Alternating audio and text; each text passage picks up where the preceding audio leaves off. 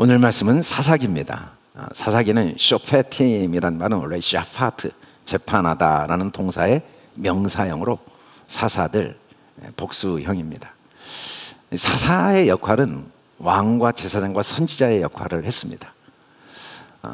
사실은 진짜 사사는 예수 그리스도죠. 장차 오실 예수 그리스도의 그림자가 사사의 모습으로 우리에게 소개되고 있습니다. 사사기서는 이스라엘 백성의 가나안 도착이 BC 1405년경으로 추측을 하고 있습니다. 여호수아가 15년 동안 가나안 땅을 정복하고 분배하고 살다가 죽죠. 1390년. 여호수아 죽은 이후 사울이 왕으로 세움받기까지의 340년 기간, 광야 생활 40년이었죠. 가나안 정복 7년, 분배와 정착까지 15년. 그런데 사사기는 무려 340년 긴 시간 동안의 이야기입니다. 사사기서는 이스라엘 역사의 암흑기라고 사람들이 이야기합니다. 백성들은 범죄하죠.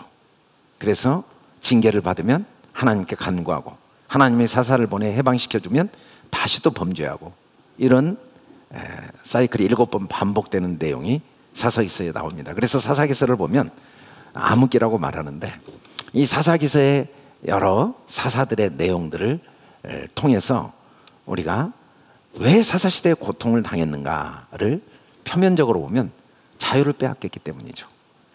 두 번째는 재산을 빼앗기 때문이죠. 세 번째는 자녀들이 노예로 끌려갔기 때문에 고통을 당한 겁니다. 이게 고통의 겉모습이지 이게 진짜 고통의 이유는 아니죠. 그러면 고통의 원인이 뭔가를 우리에게 가르쳐 주는데, 가나안 거민이 거기 거했기 때문에, 또 주변 나라들이 자꾸 공격하니까, 또 모세와 여호수아 같은 지도자가 없어요. 모세는 여호수아를 세워놨는데 여호수아는 후계자를 세워놓지 않아서, 그래서 탁월한 지도자가 없어서, 네 번째는 철병가와 같은 무기가 없어서, 이게 고통의 원인으로 우리가 사사기서를 보면 나와 있긴 합니다. 그러나 왜 모세가 여호수아를 세웠음에도 불구하고 여호수아는 후계자를 세우지 않았습니까? 가나안 땅 정복까지는 이제 하나님이 여호수아를 통하여 친히 정복하시는 일을 하셨지만, 정복된 땅에서는 더 이상 여호수아가 필요가 없는 거죠. 왜? 이제 우리가 하나님을 섬기고 하나님이 왕이시니까, 하나님이 지도자이시니까 더 이상 눈에 보이는 사람이 필요가 없는, 그게 가나안 땅을 정복한 하나님의 백성의 삶입니다. 그런 삶을 살아야 가나안 땅이 진짜 가나안 땅이죠. 가나안 땅에 와서까지도 보이는 걸 의지하면 그 가나안 땅이 될 수가 없습니다. 그래서 천국 삶, 신앙생활은 질이 참 중요한데, 천국의 삶의 내용이 중요한데, 그 내용은 얼마나 땅을 많이 차지했느냐, 얼마나 전쟁에서 크게 승리했느냐, 얼마나 성임이 크냐, 얼마나 무기가 많냐, 얼마나 많은 성취를 이루었느냐가 아니고, 내 안에 얼마나 하나님이 왕으로 계시느냐에 의해서 좌우된다는 겁니다. 우리는 아직도 하나님의 나라를 눈에 보이는 환경과 또 조건을 통해 누릴 수 있다고 착각합니다. 물론 하나님이 환경과 조건을 만들어 주시지만 그 환경과 조건이 천국을 유지하게 해준 못합니다. 아무리 좋은 환경이어도 내 마음에 하나님이 주인이 되시지 않으면 그 약속의 땅에서 고통을 당하는 겁니다. 좋은 환경에서 고통을 당하고, 왕의 자리에서 고통을 당하고, 경제적인 부를 이루고 고통을 당합니다.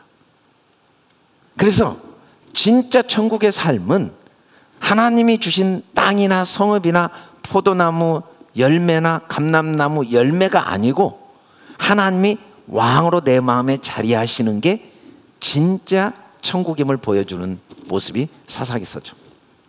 그래서 사사시대의 고통의 근본 원인은 여호와를 알지 못하고 여호와가 행하신 걸 알지 못하는 것. 구체적으로 알지 못했단 말을 여호와의 목전에 악을 행한 것. 여호와의 목전이란 말은 뭔 말이냐면 여호와의 눈이 보이는데 그 눈앞에서 하나님을 믿지 않는 것. 하나님이 광야를 어떻게 통과했는지 다 알아요. 홍해를 어떻게 갈랐는지도 알고 가나안 땅을 어떻게 정복했는지 알아요. 하나님이 그동안 주신 많은 은혜들이 분명히 있어요. 은혜를 받을 때마다 감사하고 감격했어요. 근데 그 하나님이 나와 함께 하신 걸 경험하고 성경을 통해서도 알면서도 하나님을 의지하지 않고 인정하지 않는 것, 그게 여호와의 목전에 악을 행한 겁니다. 이게 인간의 근본 문제죠. 로마서 1장에 보니까 하나님을 알아요. 우리가 모르는 게 아니에요. 모른다고 착각하고 모른다고 자기가 스스로 자기를 속일 수는 있지만 하나님을 모를 수가 없어요. 근데 생각이 허망해져서 미련해가지고 마음이 어두워져서 하나님께 감사하지 않고 하나님을 의지하지 않는 거죠. 하나님의 목전에 악을 행하면, 하나님을 의지하지 않으면 사형에 해당하다는 거. 그렇게 뭐 보이는 걸 의지하고 아무리 몸부림쳐도 열매가 없다는 걸 알아요. 그게 행복하지 않다는 걸 알고도 그런 일을 행할 뿐 아니라 그게 옳다고 말하는, 이게 우리의 모습. 사사시대에 수없이 사사를 보내줘봤자 도로 여호와의 목전에 악을 행해요. 사람에게는 소망이 없어요. 사람에게는.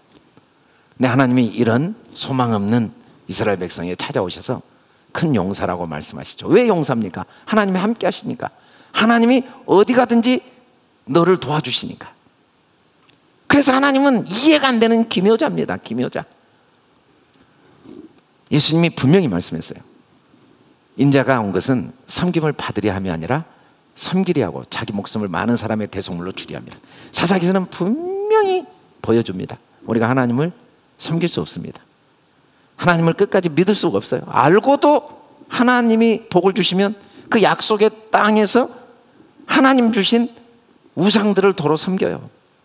우리는 그렇게 어리석어요. 산 줄 알면 넘어져요. 근데 하나님은 나중에는 사사를 구하지도 않는데 일방적으로 삼손을 일방적으로 주셔서 구원해 주신 것처럼 끝까지 우리를 섬겨주십니다. 우리가 하나님을 어떻게 섬길 수 있겠습니까? 하나님이 끝까지 나를 책임지신다는 걸 받아들이는 게 하나님을 섬기는 거예요. 사사기서를 통해서 하나님은 어떻게 이스라엘 백성이 계속 약속의 땅에 살아남을 수 있었냐면 하나님의 섬기심 외에는 다른 방법이 없다.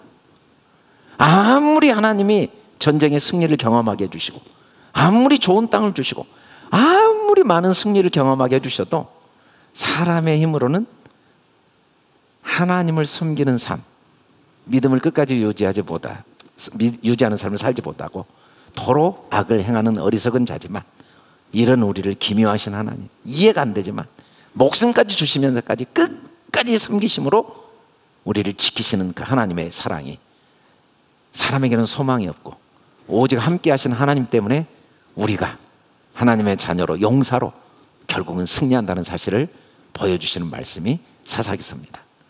기도하겠습니다. 걸어가시고 내려오신 아버지 하나님 감사합니다. 끝까지 우리를 섬겨주시는 주님, 다 알고도 여호와의 목전에 악을 행하는 우리를 포기하지 않으시고 우리를 어떤 경우에도 용사로 보시고 우리와 함께 하셔서 결국은 이 모든 과정을 통해 하나님을 신뢰하는 큰 용사로 하나님이 함께 하셔서 어떤 상황에서도 하나님과 함께 왕노릇하는 용사로 키워가시는 신실하신 주님을 찬양합니다. 이 사사기서를 통해 이 하나님이 마음 깊이 간직되어지게 도와주시옵소서. 감사하며 예수님 이름으로 기도드립니다. 아멘.